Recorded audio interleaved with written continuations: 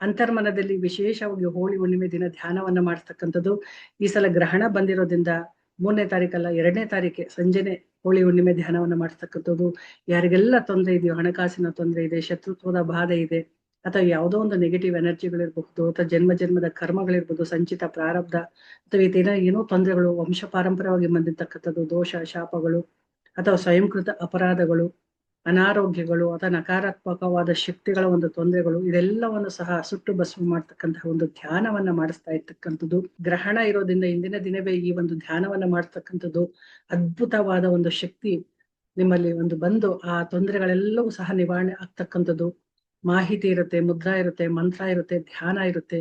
ವಿಶೇಷವಾದ ಈ ಧ್ಯಾನದಲ್ಲಿ ಎಂತೆಲ್ಲ ಒಳ್ಳೆ ಅದ್ಭುತ ಅನುಭವನ ಪಡಿಬಹುದು. ನೀವೇ ಸ್ವತಃ ಅದರಲ್ಲಿ ಭಾಗಿಯಾದಾಗ ಆ ಶಕ್ತಿಯ ಅನುಭವ ಏನು ಅನ್ನೋದು ಗೊತ್ತಾಗುತ್ತೆ. ಇಷ್ಟೆಲ್ಲ ತೊಂದರೆಗಳು ನಿವಾರಣೆ ಆಗ್ತಕ್ಕಂಥದ್ದು. ಇಂತಹ ಹುಣ್ಣಿಮೆ ಧ್ಯಾನವನ್ನ ಅಂತರ್ಮನದಲ್ಲಿ ಆನ್ಲೈನ್ ಅಲ್ಲೇ ಆಯೋಜನೆ ಮಾಡಿದೀವಿ.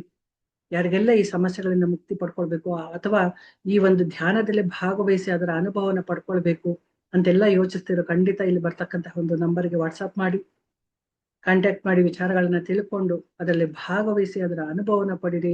ಈಗೇನೆಲ್ಲ ನಾವು ಹೇಳ್ತಾ ಇದೀವೋ ವಿಚಾರಗಳು, ಅದೆಲ್ಲವನ್ನ ಸ್ವತಃ ನೀವೇ ಅನುಭವನ ಪಡ್ಕೊಳ್ಬಹುದು. ಎಲ್ಲ ತೊಂದರೆಗಳನ್ನ ನಿವಾರಣೆ ಮಾಡ್ಕೊಳ್ಬಹುದು. ಪ್ರತಿಯೊಬ್ಬ ವ್ಯಕ್ತಿಯು ಎಷ್ಟೇ ಪೂಜೆ ಪುನಸ್ಕಾರ ಮಾಡಿದ್ರು ಸಹ ತನ್ನಲ್ಲಿರ್ತಕ್ಕಂಥ ಶಕ್ತಿ ಅಂತ ನೋಡ್ಕೊಂಡಿಲ್ಲ, ಅಥವಾ ತನ್ನಲ್ಲಿ ಏನ್ ತೊಂದರೆ ಆಗ್ತಾ ಇದೆ ಆ ತೊಂದರೆಗೆ ಪರಿಹಾರ ಹೇಗ್ ಕಂಡುಕೊಳ್ಬೇಕು ಅನ್ನೋದನ್ನ ತಿಳ್ಕೊಂಡಿಲ್ಲ ಅಂತಂದ್ರೆ ಕಷ್ಟಗಳು ಪಡ್ತಾನೆ ಇರ್ಬೇಕಾಗುತ್ತೆ, ದುಡ್ಡಿನ ನಷ್ಟ ಆಗ್ತಾನೆ ಇರುತ್ತೆ. ಅದೆಲ್ಲವನ್ನ ಸರಿ ಮಾಡ್ಕೊಳ್ಬೇಕು ಅಂದ್ರೆ ಮೊದಲಿಗೆ ಕ್ಲೆನ್ಸ್ ಆಗ್ಬೇಕು ಎಲ್ಲರಿಗೂ ಸಹ. ಇಂತಹ ಒಂದು ಅದ್ಭುತ ಧ್ಯಾನದಲ್ಲಿ ಭಾಗವಹಿಸ್ತಾ ನೀವೇ ಅದರ ಅನುಭವನ ಪಡಿತಾ ಇದ್ರೆ ಹುಣ್ಣಿಮೆ ಧ್ಯಾನ ಎಂತ ಶಕ್ತಿ ಕೊಡತಕ್ಕಂಥದ್ದು ಅನ್ನೋದನ್ನ ಗೊತ್ತಾಗ್ತಕ್ಕಂಥದ್ದು. ಅಂತರ್ಮನ ಯಾವತ್ತು ಶುದ್ಧತೆಯ ಪ್ರತೀಕ ಆಗಿರ್ತಕ್ಕಂಥದ್ದು ಭಾಗವಹಿಸಿದಾಗ ಗೊತ್ತಾಗುತ್ತೆ. ಒಂದು ಸಲನಾದ್ರೂ ಒಂದು ಹುಣ್ಣಿಮೆ ಧ್ಯಾನವನ್ನ ಅಂತರ್ಮನದಲ್ಲಿ ತಗೊಂಡ್ ನೋಡಿ, ನಿಮ್ಮಲ್ಲಿ ಎಂತಹ ಬದಲಾವಣೆ ಆಗುತ್ತೆ ಅಂತ ನೀವು ನೋಡಿ. ಪ್ರತಿಯೊಬ್ಬರು ಸಹ ಎಷ್ಟೇ ಒದ್ದಾಡ್ತಾ ಇದ್ರು, ಏನೇ ಮಾಡ್ತಾ ಇದ್ರು, ಅವರಲ್ಲಿರ್ತಕ್ಕಂತಹ ಕೆಟ್ಟ ಶಕ್ತಿನ ಆಚೆ ಕಳಿಸ್ದೆ ಒಳ್ಳೆ ಶಕ್ತಿಯನ್ನ ಅಥವಾ ಒಳ್ಳೇದನ್ನ ಪಡ್ಕೊಳಕ್ ಆಗೋದಿಲ್ಲ. ಅಂತಹ ಅನುಭವನ ಅಂತರ್ಮನ ಸಾಕ್ಷಾತ್ ಲಲಿತಾ ಪರಮೇಶ್ವರ ಕೃಪೆಯಿಂದ ಕೊಡ್ತಕ್ಕಂಥದ್ದು. ಹಾಗೆ ಈ ಸಮಸ್ಯೆಗಳಿದ್ರೆ ಏನ್ ಮಾಡ್ಬೇಕು ಅನ್ನೋದನ್ನ ಮಿಕ್ಕ ವಿಚಾರಗಳನ್ನ ತಿಳಿಸ್ತೀವಿ ಈಗ. ನಮಸ್ಕಾರ, ಅಂತರ್ಮನಕ್ಕೆ ಸ್ವಾಗತ. ಅಂತರ್ಮನ ಶುದ್ಧತೆಯ ಪ್ರತೀಕ. ಈ ದಿನ ನಾವು ಹೋಲಿ ಹುಣ್ಣಿಮೆ ಬಗ್ಗೆ ತಿಳ್ಕೊಳ್ಳೋಣ. ಹೋಲಿ ಹುಣ್ಣಿಮೆ ಮಾರ್ಚ್ 3ರಂದು ಬಂದಿದೆ. ಇವತ್ತು ಚಂದ್ರಗ್ರಹಣ ಸಹ ಇರ್ತಕ್ಕಂಥದ್ದು.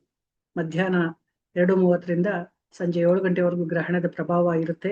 ಹಾಗಾಗಿ ಈ ದಿನ ಗರ್ಭಿಣಿ ಸ್ತ್ರೀಯರು ತುಂಬಾ ಎಚ್ಚರಿಕೆಯನ್ನು ವಹಿಸ್ಬೇಕು. ಚೂಪಾದ ವಸ್ತುಗಳನ್ನ ಬಳಸಬಾರ್ದು ಅಥವಾ ಹೊರಗಡೆ ಹೋಗ್ಬಾರ್ದು. ಹಾಗೆ ಚಿಕ್ಕ ಮಕ್ಳು ಇರ್ತಕ್ಕಂಥವ್ರು, ವಯಸ್ಸಾದವರು, ಅನಾರೋಗ್ಯದಿಂದ ಬಳಲ್ತಾ ಇರ್ತಕ್ಕಂಥವ್ರು ಸಹ ತುಂಬಾ ಎಚ್ಚರಿಕೆಯಿಂದ ಇರಬೇಕು. ಆ ಸಮಯದಲ್ಲಿ ಊಟವನ್ನ ಮಾಡಬಾರ್ದು, ತುಂಬಾ ಎಚ್ಚರಿಕೆಯನ್ನ ವಹಿಸ್ಬೇಕು. ಆ ಸಮಯದಲ್ಲಿ ಮಿಕ್ಕಂತಹ ಅಂದ್ರೆ ಆರೋಗ್ಯವಾಗಿರ್ತಕ್ಕಂಥವ್ರು ಊಟವನ್ನ ಮಾಡದೆ ದೇವರ ಜಪವನ್ನ ಮಾಡ್ತಕ್ಕಂಥದ್ದು, ನಾಮ ಸಂಕೀರ್ತನೆ ಮಾಡ್ತಕ್ಕಂಥದ್ದು, ಧ್ಯಾನವನ್ನ ಮಾಡ್ತಕ್ಕಂಥದ್ದು, ವಿಶೇಷವಾಗಿ ತಮ್ಮಲ್ಲಿರ್ತಕ್ಕಂಥ ಎಲ್ಲ ಕೆಟ್ಟತನವನ್ನು ದೂರ ಮಾಡ್ಕೊಳ್ಳೋದಕ್ಕೋಸ್ಕರ ಜಪವನ್ನ ಮಾಡ್ತಕ್ಕಂಥದ್ದು. ಇದನ್ನ ಎಲ್ಲರೂ ಸಹ ಮಾಡ್ಬೇಕು. ಆ ಸಮಯದಲ್ಲಿ, ಗ್ರಹಣದ ಸಮಯದಲ್ಲಿ ಎಷ್ಟೆಷ್ಟು ಗುರುಗಳಿಂದ ಉಪದೇಶ ಪಡೆದಿರ್ತಕ್ಕಂತಹ ಒಂದು ನಾಮಗಳನ್ನ ಜಪ ಮಾಡ್ತಾರೆ, ಅಷ್ಟು ಒಳ್ಳೇದಾಗ್ತಕ್ಕಂಥದ್ದು. ಅಥವಾ ಗುರುವಿನಿಂದ ಉಪದೇಶ ಪಡಿತಕ್ಕಂಥದ್ದು, ನದಿಗಳಲ್ಲಿ ನಿಂತು ಜಪವನ್ನ ಮಾಡ್ತಕ್ಕಂಥದ್ದು ತುಂಬಾ ಒಳ್ಳೆಯ ಫಲವನ್ನ ಕೊಡ್ತಕ್ಕಂಥದ್ದು. ಅದು ಸಾಧ್ಯ ಇಲ್ಲ ಅಂತಂದ್ರೆ ಮನೆಯಲ್ಲೇ ಕೂತು ಜಪವನ್ನ ಮಾಡ್ತಕ್ಕಂಥದ್ದು. ಇನ್ನು ಈ ಹೋಲಿ ಹುಣ್ಣಿಮೆ ಅನ್ನೋದು ತುಂಬಾ ವಿಶೇಷವಾಗಿ ಬರ್ತಕ್ಕಂಥದ್ದು, ಪ್ರತಿ ವರ್ಷ ಬರ್ತಕ್ಕಂಥದ್ದು. ಈ ಮಾಸದಲ್ಲಿ ಬರ್ತಕ್ಕಂತಹ ಹೋಳಿ ಹುಣ್ಣಿಮೆ ದಿನ ಏನ್ ಮಾಡ್ಬೇಕು, ಏನ್ ಮಾಡೋದ್ರಿಂದ ಶೀಘ್ರ ಫಲಗಳನ್ನ ಪಡ್ಕೊಳ್ಬಹುದು. ಎಷ್ಟೊಂದು ಜನ ವ್ಯಾಪಾರವನ್ನ ಮಾಡ್ತಾ ಇರ್ತಾರೆ, ಉದ್ಯೋಗಕ್ಕಾಗಿ ಅಲಿತಾ ಇರ್ತಾರೆ, ಕೆಲಸ ಸಿಗ್ಲಿಲ್ಲ ಅಂತ ಯೋಚನೆ ಮಾಡ್ತಾ ಇರ್ತಾರೆ, ಬೇಜಾರ್ ಮಾಡ್ಕೊಂಡಿರ್ತಾರೆ, ಅಥವಾ ದುಡ್ಡು ನಿಲ್ತಾ ಇಲ್ಲ, ಸಾಲ ಜಾಸ್ತಿ ಆಗ್ತಾ ಇದೆ, ನಮ್ಮಲ್ಲಿ ಹಣನೇ ಉಳಿತಾ ಇಲ್ಲ. ಏನ್ ಮಾಡೋದು ಅಂದ್ರೆ ಈ ಹುಣ್ಣಿಮೆಯನ್ನ ಪ್ರತಿಯೊಬ್ಬರು ಉಪಯೋಗಿಸ್ಕೊಳ್ಬೇಕು. ದೇವರ ಒಂದು ಆಶೀರ್ವಾದಕ್ಕೋಸ್ಕರ, ಅವರ ಒಂದು ಒಳ್ಳೇದು ಆಗೋದಕ್ಕೋಸ್ಕರ ಈ ಶುಭ ಸಂದರ್ಭಗಳನ್ನ ಬಳಸ್ಕೊಂಡು ಒಳ್ಳೇದನ್ನ ಮಾಡ್ಕೊಳ್ಬೇಕು ಅನ್ನೋದು ಧರ್ಮ ಗ್ರಂಥಗಳಲ್ಲಿ ಬಂದಿರ್ತಕ್ಕಂಥದ್ದು. ಇದು ಹೋಳಿ ದಹನ ಅಂದ್ರೆ ಹೋಲಿಕಾಳನ್ನ ದಹನ ಮಾಡಿರ್ತಕ್ಕಂತಹ ದಿನ. ಅಂದ್ರೆ ಕಾಮ ಕ್ರೋಧಗಳನ್ನ, ಅಹಂಕಾರವನ್ನ ಮೆಟ್ಟಿ ನಿಂತು ಜಯವನ್ನ ಸಾಧಿಸ್ತಕ್ಕಂಥದ್ದು. ಅಂದ್ರೆ ಶತ್ರುತ್ವದ ಮೇಲೆ ಅಥವಾ ತೊಂದರೆಯಿಂದ, ಸಮಸ್ಯೆಗಳಿಂದ ನಾವು ಜಯವನ್ನ ಪಡಿತಕ್ಕಂಥದ್ದು. ಹಾಗೆ ಕಾಮದಹನ ಮಾಡ್ತಕ್ಕಂಥದ್ದು. ಶಿವನು ಕಾಮನನ್ನ ಅಂದ್ರೆ ಮನ್ಮಥನನ್ನ 3ನೇ ಕಣ್ಣಿನಿಂದ ಸುಟ್ಟಂತಹ ದಿನ ಇದು. ಅಂದ್ರೆ ವ್ಯಕ್ತಿಯಲ್ಲಿರ್ತಕ್ಕಂಥ ಅಹಂಕಾರವನ್ನ, ತೊಂದರೆಗಳನ್ನ, ಕೆಟ್ಟದ್ದನ್ನ, ಕಾಮ ಕ್ರೋಧಗಳನ್ನ, ಜನ್ಮ ಜನ್ಮದ ಸಂಚಿತ ಪ್ರಾರಬ್ಧ ಕರ್ಮಗಳನ್ನ ಸುಟ್ಟು ಭಸ್ಮ ಮಾಡ್ತಕ್ಕಂತಹ ದಿನ ಇದಾಗಿರೋದ್ರಿಂದ ಇವತ್ತಿನ ದಿನ ಹೋಲಿಕಾ ದಹನ ಅಂತಾನೆ ಹೇಳ್ತಕ್ಕಂಥದ್ದು. ಅಂದ್ರೆ ಹಳೆಯ ವಸ್ತುಗಳನ್ನೆಲ್ಲ ಹಾಕಿ ಅಥವಾ ಕಟ್ಟಿಗೆಗಳನ್ನ ಹಾಕಿ, ಬೆರಣೆಯನ್ನ ಹಾಕಿ ಸುಟ್ಟು ಅದ್ರಲ್ಲಿರ್ತಕ್ಕಂಥ ಎಲ್ಲ ಕೆಟ್ಟದನ್ನ, ಅಂದ್ರೆ ನಮ್ಮದೆಲ್ಲ ಕೆಟ್ಟದನ್ನ ದೂರ ಮಾಡು, ನಾಶ ಮಾಡು, ನಮ್ಗೆ ಒಳ್ಳೇದಾಗ್ಲಿ ಅಂತ ಹೇಳಿ ಪ್ರಾರ್ಥನೆಯನ್ನು ಮಾಡ್ತಕ್ಕಂಥ ದಿನ. ಹಾಗಾಗಿ ಯಾರಿಗೆಲ್ಲ ಶುಭ ಉಂಟಾಗ್ಬೇಕು, ಶಾಂತಿ ಬೇಕು, ಸಾಮರಸ್ಯ ಬೇಕು, ಆರೋಗ್ಯ ಬೇಕು, ಹಾಗೆ ದುಡ್ಡು ಕೈಯಲ್ಲಿ ನಿಲ್ಲಬೇಕು, ದೇವರ ಆಶೀರ್ವಾದ ನಮಗೆ ಸಿಗಬೇಕು. ಶ್ರಮ ಪಟ್ಟು ಕೆಲಸ ಮಾಡ್ತಾ ಇದ್ರು ನಮ್ಮಲ್ಲಿ ದುಡ್ಡು ಉಳಿತಾ ಇಲ್ಲ, ದುಡ್ಡು ಬರ್ತಾ ಇಲ್ಲ, ಅದಕ್ಕೆ ತಕ್ಕಂತಹ ಅಧಿಕಾರ ಗೌರವ ಸಿಗ್ತಾ ಇಲ್ಲ ಅಂತ ಹೇಳಿ ಯಾರೆಲ್ಲ ಅನ್ಕೊಳ್ತಾ ಇದ್ರು ಅವರೆಲ್ಲರೂ ಇವತ್ತು ಒಂದು ಕೆಲಸವನ್ನಾದ್ರೂ ಕರೆಕ್ಟ್ ಆಗಿ ಮಾಡ್ಕೊಂಡು ನೋಡಿ, ದೇವರಿಗಿಂತ ದೊಡ್ಡವ್ರು ಯಾರು ಇಲ್ಲ. ಎಲ್ಲ ನಾವು ಕರ್ಮಗಳನ್ನ ಮಾಡ್ಕೊಂಡ್ ಬಂದಿರ್ತೀವಿ. ನಾವ್ ಏನು ಕೆಲಸ ಮಾಡ್ತೀವೋ, ಯಾವ ರೀತಿ ಮಾತಾಡ್ತೀವೋ, ಯಾವ ರೀತಿ ಕೆಲಸವನ್ನ ಮಾಡ್ತೀವೋ ಅದನ್ನೇ ಕರ್ಮ ಅಂತ ಹೇಳ್ತೀವಿ. ಆ ಕರ್ಮಕ್ಕೆ ತಕ್ಕ ಒಂದು ಫಲ ನಮಗೆ ಸಿಗ್ತಾ ಇರ್ತಕ್ಕಂಥದ್ದು. ಹಾಗಾಗಿ ಹಿಂದೆ ಏನೆಲ್ಲ ಮಾಡಿದೀವೋ ಅದನ್ನ ದೂರ ಮಾಡ್ಕೊಳ್ಬೇಕು ಅಂತಂದ್ರೆ, ಈ ಹೋಲಿಕಾ ದಹನವನ್ನ ಮಾಡ್ತೀವಲ್ಲ, ಕಟ್ಟಿಗೆಗಳನ್ನ ಹಾಕಿ ಬೆರಳಿನ ಹಾಕಿ ಸುಡ್ತೀವಲ್ಲ, ಅಂತ ಸಂದರ್ಭದಲ್ಲಿ ಒಂದು ತೆಂಗಿನಕಾಯನ್ನ ತಗೊಂಡು ತಲೆಯಿಂದ ಪಾದದವರೆಗೆ 7 ಬಾರಿ ಇಳೆಯನ್ನ ತೆಗೆದು ಅದನ್ನ ಒಡೆದು ಆ ಒಂದು ಕಟ್ಟಿಗೆ ಆ ಬೆಂಕಿಯಲ್ಲಿ ಏನು ಬೆಂಕಿಯನ್ನ ಹತ್ತಿರ್ತೀವಲ್ಲ ಅದ್ರಲ್ಲಿ ಹಾಕಿ ಸುಟ್ಟಾಕ್ಬೇಕು. ನಂತರ ಕೈ ಕಾಲುಗಳನ್ನು ತೊಳ್ಕೊಂಡು ಬಂದು ದೇವರ ಮುಂದೆ ಹಣ್ಣುಗಳನ್ನ, ಸಿಹಿ ಪದಾರ್ಥಗಳನ್ನ ನೈವೇದ್ಯವಾಗಿ ಅರ್ಪಿಸ್ಬೇಕು.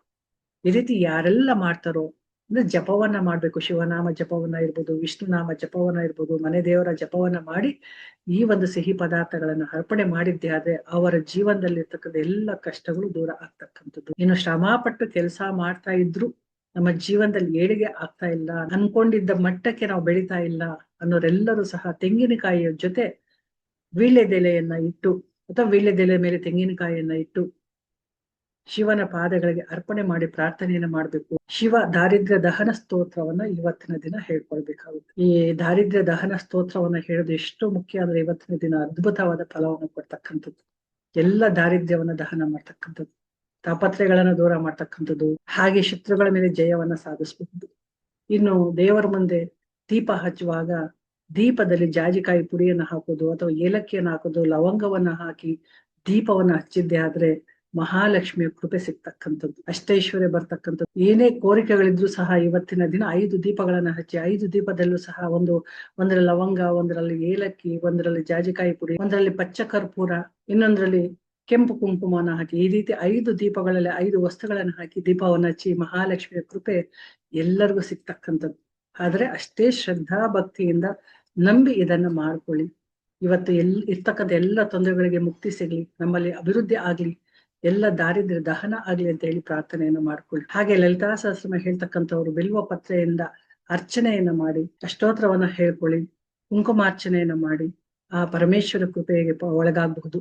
ಇನ್ನು ವಿಷ್ಣುವಿನ ನಾಮಗಳನ್ನ ಹೇಳ್ತಾ, ವಿಷ್ಣು ಸಹಸ್ರನಾಮವನ್ನ ಹೇಳ್ತಾ ತುಳಸಿಯಿಂದ ಅರ್ಚನೆಯನ್ನ ಮಾಡಿ, ಹಾಗೆ ಕೈಯಲ್ಲಿ 5 ತುಳಸಿ ದಳಗಳನ್ನ ಹಿಡ್ಕೊಂಡು ಈ ವಿಷ್ಣು ಸಹಸ್ರನಾಮನ ಅಥವಾ ವಿಷ್ಣು ನಾಮ ಜಪವನ್ನ ಮಾಡ್ತಾ ಮಾಡ್ತಾ ದೇವರ ಪಾದಕ್ಕೆ ಅದನ್ನ ಅರ್ಪಿಸಿ, ನಂತರ ತಿಜೋರಿನಲ್ಲಿ ಅಥವಾ ಎಲ್ಲಿ ನೀವು ದುಡ್ಡಿಡ್ತೀರೋ ಆ ಜಾಗದಲ್ಲಿ ಆ ಎಲೆಗಳನ್ನ ಇಡಿ ಅಥವಾ ನಿಮ್ಮ ಪರ್ಸಲ್ಲಿ ಇಟ್ಕೊಳ್ಳಿ.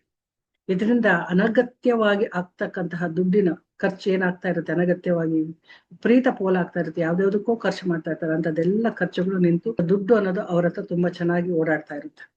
ಅನಗತ್ಯವಾಗಿ ಸಾಲಗಳನ್ನ ಮಾಡೋದಿಲ್ಲ. ಇನ್ನು ವಿಪರೀತ ಖರ್ಚಾಗ್ತಾ ಇದೆ, ನಮ್ಮ ಹತ್ರ ದುಡ್ಡು ಯಾವ್ದ್ಯಾವ್ದೋ ಕಾರಣಕ್ಕೆ ಹೋಗ್ತಾ ಇದೆ, ಸಾಲಗಳು ವಿಪರೀತ ಆಗ್ತಾ ಇದೆ, ಕೊಟ್ಟ ಸಾಲ ವಾಪಸ್ಸು ಬರ್ತಾ ಇಲ್ಲ ಅನ್ನೋರೆಲ್ಲರೂ ಸಹ, ಅಥವಾ ಶತ್ರುಗಳು ನಮ್ಗೆ ತುಂಬಾ ವಿಪರೀತ ಇದ್ದಾರೆ, ಎಲ್ಲಿಂದ ಯಾವ ಶತ್ರುತ್ವ ಬರ್ತಾ ಇದೆ ನಮಗ್ ಗೊತ್ತಿಲ್ಲ ಅನ್ನೋರು, ಅಥವಾ ಮಹಾಲಕ್ಷ್ಮಿಯ ಕೃಪೆ ನಮಗ್ ಬೇಕು ಅನ್ನೋ ಹೇಳ್ತಕ್ಕಂಥವ್ರೆಲ್ಲರೂ ಸಹ ಈ ಹೋಲಿ ದಹನ ಅಂತ ನಾವೇನ್ ಮಾಡ್ತೀವಿ, ಕಟ್ಟಿಗೆಯನ್ನು ಹಾಕಿ ಬೆರಣೆಯನ್ನು ಹಾಕಿ ಸುತ್ತಾ ಇರ್ತೀವಲ್ಲ, ಆ ಒಂದು ಬೆಂಕಿನಲ್ಲಿ ಅವರೇ ಕಾಳುಗಳನ್ನ ಗೋಧಿಯನ್ನ ಹಾಕಿ ಸುಡಬೇಕು. ಇದನ್ನ ಸುಟ್ರೆ ಅವರಲ್ಲಿರ್ತಕ್ಕಂಥ ಎಲ್ಲ ಈ ತರ ತೊಂದರೆಗಳೆಲ್ಲವೂ ದೂರ ಆಗಿ ಮನಸ್ಸಿನಲ್ಲಿ ಶಾಂತತೆ, ಹಾಗೆ ಒಂದು ಜ್ಞಾನ ಅನ್ನೋದು ಅಭಿವೃದ್ಧಿ ಆಗುತ್ತೆ. ಮನುಷ್ಯನಿಗೆ ಜ್ಞಾನ ಬರ್ಬೇಕು, ಮನಸ್ಸು ಹಿಡಿತದಲ್ಲಿ ಇರ್ಬೇಕು, ಏನ್ ಮಾಡ್ಬೇಕು ಏನ್ ಮಾಡ್ಬಾರ್ದು ಅನ್ನೋದನ್ನೆಲ್ಲವನ್ನ ತಿಳ್ಕೊಂಡು ಅದ್ರಂತೆ ನಡ್ಕೊಂಡಾಗ ತೊಂದರೆಗಳು ಬರೋದಿಲ್ಲ, ದುಡ್ಡಿನ ಸಮಸ್ಯೆಗಳು ಬರೋದಿಲ್ಲ. ಜೊತೆಗೆ ಮನೇಲಿರ್ತಕ್ಕಂಥವರ ಮಾತನ್ನು ಸಹ ಕೇಳ್ಬೇಕು. ಇದೆಲ್ಲವನ್ನ ಮಾಡಿದ ನಂತರ ಕೂತ್ಕೊಂಡು ಪರಾಮರ್ಶಿಸ್ಬೇಕು, ಏನ್ ಮಾಡ್ಬೇಕು ಏನ್ ಮಾಡ್ಬಾರ್ದು ಅಂತ ವಿಮರ್ಶೆ ಮಾಡ್ಕೊಳ್ಬೇಕು. ಒಬ್ಬರ ಮಾತನ್ನ ಒಬ್ಬರು ಗೌರವಿಸ್ಬೇಕು. ಖರ್ಚುಗಳು ಅಂತ ಬಂದಾಗ ಅಥವಾ ಕಷ್ಟ ಅಂತ ಬಂದಾಗ ಅಥವಾ ವಿಪರೀತ ದುಡ್ಡನ್ನ ಪೋಲು ಮಾಡುವಾಗ ಕೇಳ್ಕೊಬೇಕು, ಯಾರಿಗಾದ್ರೂ ಮನೆಯಲ್ಲಿ ಏನ್ ಪರಿಸ್ಥಿತಿ ಇದೆ, ಏನಾಗ್ತಾ ಇದೆ, ಇದನ್ನ ಇನ್ವೆಸ್ಟ್ ಮಾಡ್ಬೋದಾ ಅಥವಾ ಈ ತರ ತೊಂದರೆ ಬರ್ತಾ ಇದೆ, ಯಾವ ರೀತಿ ನಾವು ಬದುಕಬೇಕು, ಎಲ್ಲವನ್ನ ವಿಚಾರ ಮಾಡಿ ನಿರ್ಧಾರಗಳನ್ನ ತಗೊಂಡು ಬದುಕಿದ್ರೆ ಮಾತ್ರ ಆ ಒಂದು ಜೀವನ, ಆ ಕುಟುಂಬ ತುಂಬಾ ಚೆನ್ನಾಗಿರುತ್ತೆ. ದೇವಾನುದೇವತೆಗಳ ಆಶೀರ್ವಾದವು ಸಿಗುತ್ತೆ. ಅಹಂಕಾರ ಅನ್ನೋದು, ಕೋಪ ಅನ್ನೋದು, ದರ್ಪ ಅನ್ನೋದು, ಕಾಮಗಳು, ಕ್ರೋಧಗಳು ಎಲ್ಲವೂ ಸಹ ನಶಿಸಿ ಹೋಗ್ಬೇಕು. ಎಲ್ಲರೂ ನಾವೆಲ್ಲ ಒಂದೇ ಅನ್ನೋ ಒಂದು ಭಾವನೆಯಿಂದ ಕುಟುಂಬದಲ್ಲಿ ಕೂತು ಅದ್ಭುತವಾದ ಜೀವನವನ್ನ ಮಾಡಬಹುದು. ಆಗ ಆ ಒಂದು ಶಿವಶಕ್ತಿಯರ ಆಶೀರ್ವಾದ ಸಿಗ್ತಕ್ಕಂಥದ್ದು, ಲಕ್ಷ್ಮೀನಾರಾಯಣರ ಆಶೀರ್ವಾದ ಸಿಗ್ತಕ್ಕಂಥದ್ದು, ಕುಟುಂಬದಲ್ಲಿ ಎಷ್ಟು ಶ್ರಮ ಪಟ್ಟರು ಅಷ್ಟು ಏಳಿಗೆ ಆಗ್ತಕ್ಕಂಥದ್ದು, ದುಡ್ಡು ಅನ್ನೋದು ಕೈಯಲ್ಲಿ ನಿಲ್ಲುತ್ತೆ. ಹಾಗೆ ಇವತ್ತಿನ ದಿನ ದಾನವನ್ನ ಮಾಡ್ಬೇಕು.